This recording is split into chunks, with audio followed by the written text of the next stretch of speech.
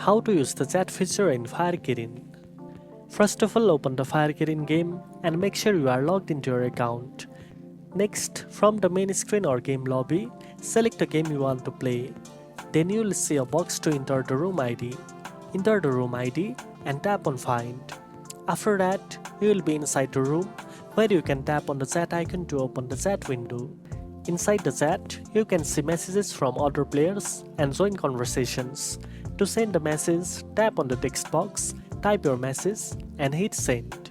Some versions of Fire Kirin may allow private chats or group chats, so explore the chat option to connect with friends or other players. Always follow the community guidelines and keep the chat respectful. If you want to close the chat, just tap the close button or swipe down to return to the main screen.